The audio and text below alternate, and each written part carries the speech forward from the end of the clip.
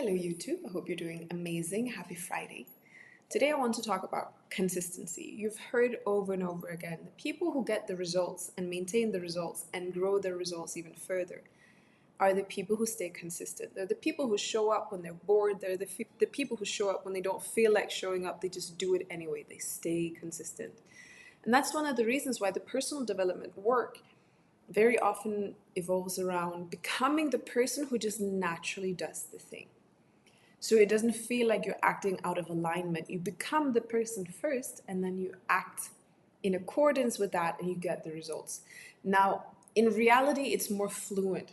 We make some changes to who we are. We make some changes to what we do, and those changes to what we do impacts who we are and it impacts what we have. And it's much more fluent than it is just putting it into boxes. But the brain likes boxes, so we do it anyway. Put it into boxes so we can understand it. There's something about consistency, though, that I feel like is not really being talked about. And I want to talk about that today. You see, the problem when you want to do something consistently, the problem is that we focus too much on the result.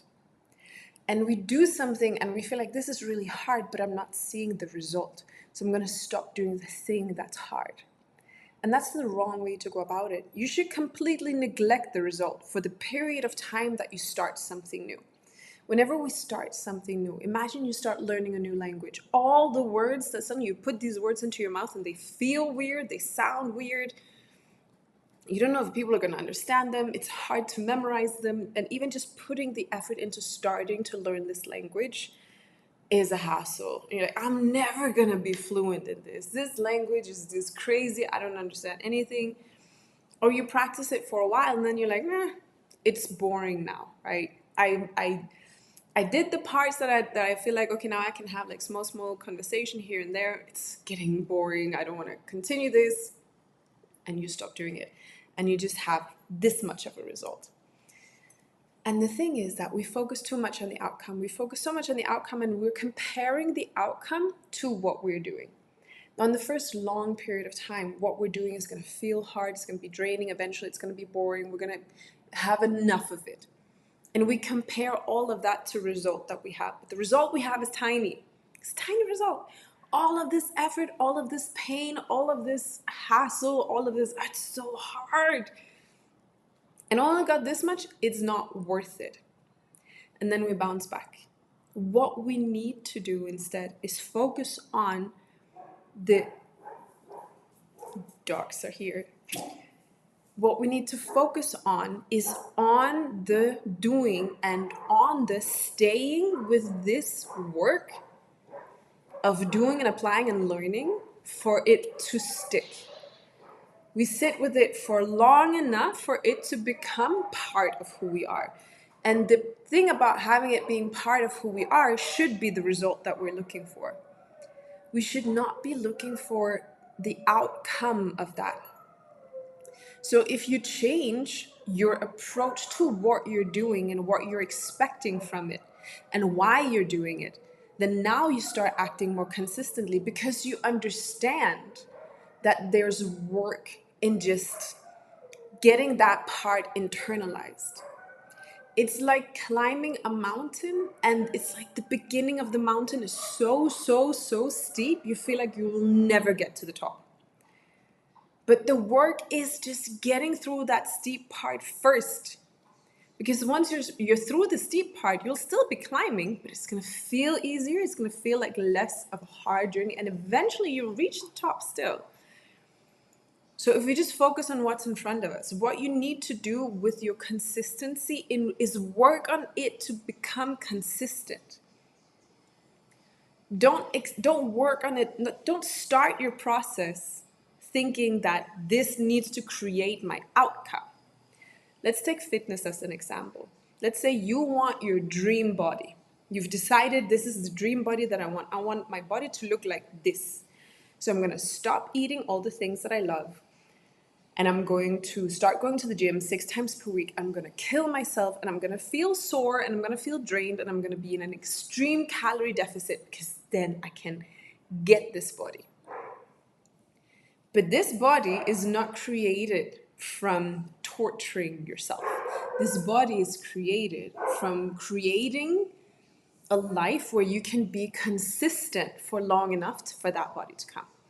So what you would need to do is not to destroy yourself through removing everything that you love to eat and kill yourself in the gym every single day. It's about finding a way of making your life consistent in a way that's sustainable, and then getting into that life and making that life part of who you are. And eventually the body will come. The body's going to come at some point. But if you're like, I'm going to do these things, and if this doesn't work, if my body doesn't show up here, and I feel like it's so hard, you end up just losing yourself in it, and you end up you're going to bounce back to where you started. So instead, think about, how can I eat in a way that's aligned with the person that I want to be? How can I get a lot of nourishment? How can I incorporate the things that I love without it completely destroying, like without me eating a bunch of calories in excess of what I need? How can I find exercise that I love doing? How can I learn to follow a program? Can I bring on a personal trainer and a nutritionist who can help me find something that can become sustainable? And then I'll repeat it for long enough with the help of these people for it to become more natural to me. And once it's more natural to me, I can start just living this life without needing quite as much help. If you don't have access to personal trainers, you don't have access to nutritionists, you have access to a whole lot of internet, because if not, you wouldn't be here, right? Or if you don't want personal, you don't need to have a personal trainer. There's so many opportunities for you to do this. But figure out ways of making this sustainable. Don't try to overdo it so much by focusing so much on the outcome and how fast you want that deadline and how everything needs to be compressed. And if I can't lose 10 kilos the first month, it's not worth it, so I'm just going to continue my life. Time will pass whether you do the things or not. So you might as well do the things so that you can get the results that you desire eventually. Build the patience to be okay with eventually. Build the patience and understanding that you need to repeat and you need to incorporate and you need to leave behind the version of you that is currently keeping you where you are. So however you're moving, let's again use the example of fitness, but this applies to everything. It applies to relationships, it applies to business, to work, to learning new languages, to learning new skills. It applies to everything. If you start by just figuring out this is what I'm going to focus on. I'm going to focus on leaving behind the person who has kept me here. The foods that I've been eating and the way that I've been moving and the alcohol that I've been drinking and it has brought me to where I am, and it's keeping me stuck where I am. And I feel like I can't lose weight, and I feel like I can't build muscle, and I feel like because you're still the same person, you didn't actually do anything different. And if you did something different, it was not for long enough for you to get the results that you want. So now, how can I leave behind the parts of me that are keeping me stuck? And then invite in these new habits that are gonna feel difficult at first because they're new. Everything that is new is gonna feel difficult, but I'm gonna repeat them and I'm gonna analyze how they feel, and I'm gonna figure out how to make this work for me and the thing that I need to focus on right now. The outcome I need to focus on right now is building that consistency and building that life for myself where I can repeat and I can step into this. And that should be the outcome that I'm looking for. The outcome that I'm looking for is the consistency and sustainability in my new ways of living. This also applies to if you want to change your thought patterns. You don't just become a new person by changing how you think for a week. Because it takes longer. You spent your whole life to build this up now. Why do you think it's going to disappear in a week? You might have the intentionality of changing those thoughts, but what is deep within you needs more work. Always needs more work. It needs consistency. So let your focus be on the consistency. And once you start focusing on the consistency, the results, they come. And all of a sudden, you're looking at your body and you're like, hey, there's muscles there I hadn't seen before. I do this all the time, like finding new muscles. Like, I did not even know I had this one. But my focus wasn't on building the muscle. My focus was on following the program. Because I had been given a program. Here, you follow this one. I followed it. It was 6 weeks. What do I do now? You do it again. Okay, I did that another 6 weeks. What about now? You do it again, right? You continue. And then now I'm reaching a place where like I can actually build my own program based on what I know that I love about this part, and where I can see that I'm able to build in the consistency and the progressive overload and all of the things that I know needs to be in a program. And then I can create my own program. It's going to be even better than this incredible program that I've been following so far. So the focus was so much on, and it's on the everyday life around figuring out what are the things that I'm eating and how do they impact me? How do I feel when I eat it?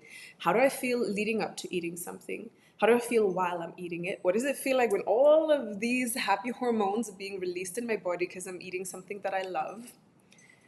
How does it feel when I get full on this instead of on this?